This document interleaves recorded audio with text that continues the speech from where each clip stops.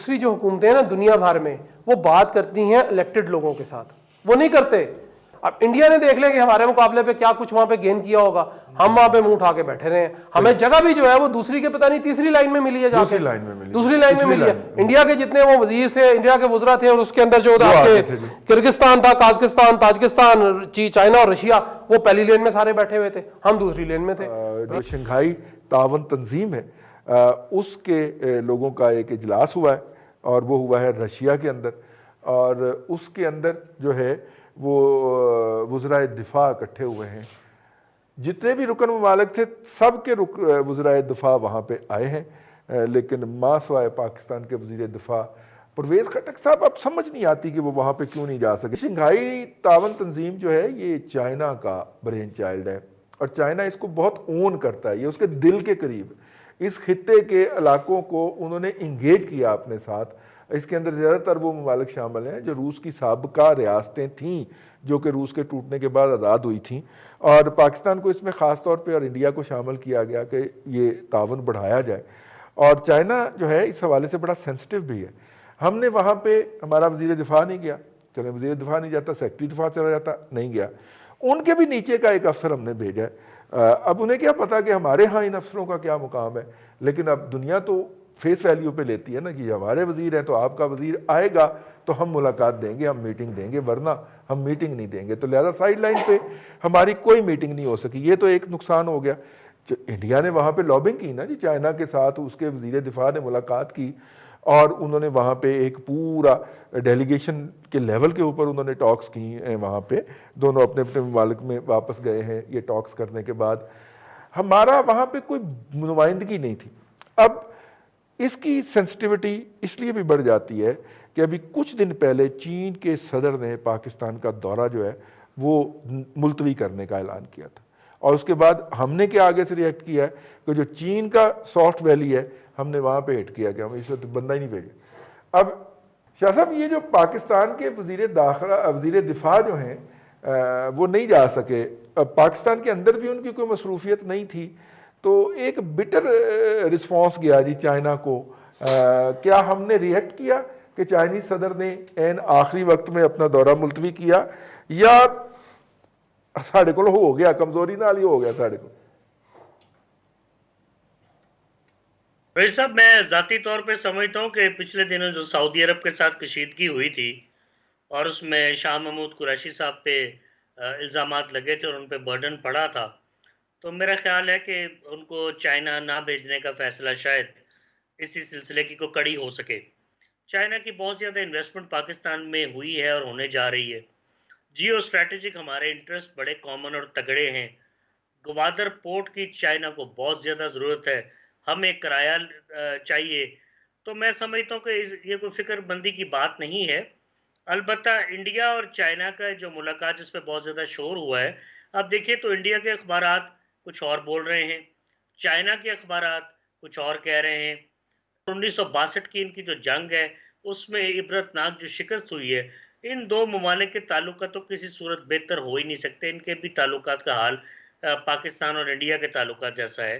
سو یہ قدرت نے کچھ ہمارے ہاں بہتریاں کی ہیں. مثلا ہمارے چائنا سے تعلقات بہت اچھے ہیں. چلیے نیڈ بیسڈ ہی صحیح، لیکن پچھلے 73 سال سے چل رہے ہیں. اس علاقے میں اس وقت ہم وہ دو ممالک ہیں جن کے ساتھ انڈیا 2 فرنٹ وار لڑنے کی بات کر رہا ہے، ٹھیک ہے، اور چائنا کے ہائیسٹ لیول کے اوپر وزیر دفاع ہائیسٹ لیول ہے نا سر، اس کے بعد تو پھر سمٹ شروع ہو جاتا ہے نا، وزیر دفاع کے لیول پہ انگیجمنٹ میں ہے، اور ہم نے وہاں پہ وزیر دفاع بھیجا ہی نہیں ہے.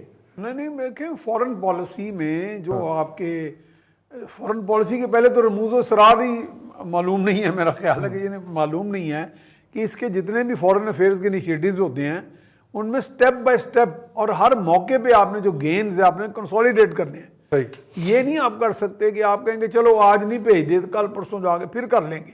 یہ ہر انیشیٹو کو آپ نے کیش کرانا ہے، اس میں آپ نے اپنی پریزنس شو کرنی ہے، آپ نے اپنے پالیسی انیشیٹیوز جا کے سامنے آپ نے آپشنز بتانی ہیں کہ جناب پاکستان کی یہاں پہ یہ پریزنس ہے، اسٹریٹجک ہماری یہ ریکوائرمنٹس ہیں، اور جو اس وقت وزرائے دفاع کا جو اجلاس ہے ہم اس میں اپنی یہ سجیسٹنز لے کے آئیں.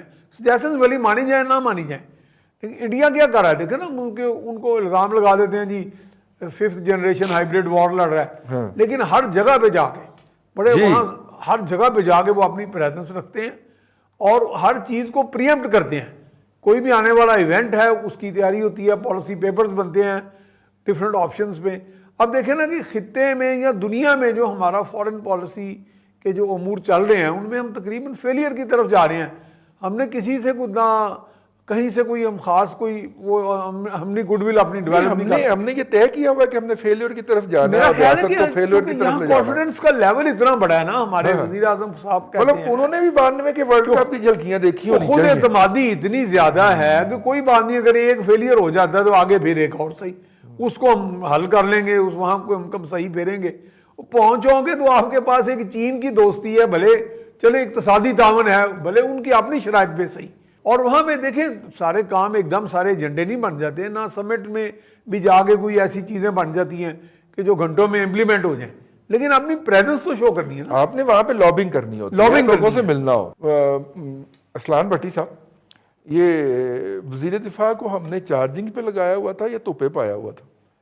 भाई साहब दोनों मतलब बातें करना की है यार, अगर ये किसी फोरम पे नुमाइंदगी के काबिल नहीं है ये शख्स, तो इसे वजीर दिफा बनाने वालों को भी कुछ शर्म करनी चाहिए यार। भाई साहब वो नहीं हो सकता, लेकिन मामला ये है जी कि वजीर दिफा हो सकता है कि आपने सही कहा कि मालम जब्बा में हो, वहाँ पे आजकल मौसम भी बहुत अच्छा है और वो वहाँ की जो बाकी ज़मीनें हैं रही सही उनको लौटना कहीं कर रहे हो, और उसके बाद वो चूँकि वहाँ ठंड है, वहाँ से ठंडी हवा जो है वो लिफाफों में डालकर वो लेके गए हैं पेशावर BRT, वहाँ जो दूसरी दफ़ा आग लगी है उसको बुझाने के लिए।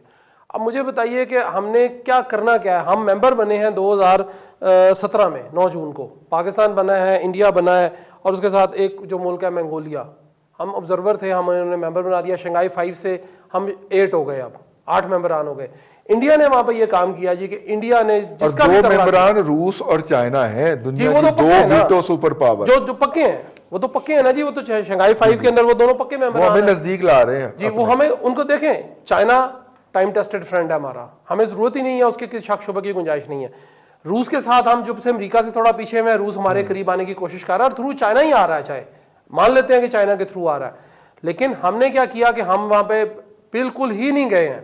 हम किसी चले सेक्रेटरी दिफा को भेज देते, वो कम से कम कोई थोड़ी सी, वो फिर भी जो ब्यूरोक्रेट्स होते हैं ना जी, उनको पता होता है जी कि हमने किस तरह यहाँ पे आके लॉबिंग करनी है, वो नहीं भेजा उनको, कोई बात नहीं, किसी और अफसर को भेज देते, कोई इस किस्म का जो आपकी मिनिस्ट्री का बंदा होता, डिप्टी मिनिस्टर ही होता, कोई MA नहीं होता, कोई पार्लिमानी सेक्रेटरी को भेज देते, पार्लियामेंट सेक्रेटरी चला जाता, वो चला जाता। इंडिया ने ये किया जी कि वहां पे वो चूंकि इंडिया और चाइना का जो मामला चल रहा है वो सबके सामने है, पूरी दुनिया के सामने, लेकिन उन्होंने तरला डाला, मिन्नत की, हाथ जोड़े या पाँव या जो भी जोड़ा, उन्होंने वहां पे चाइनीज जो फॉरेन अफेयर्स के वजीर थे और वजीर दिफा जो थे उनसे उनकी मुलाकात उन्होंने करा दी।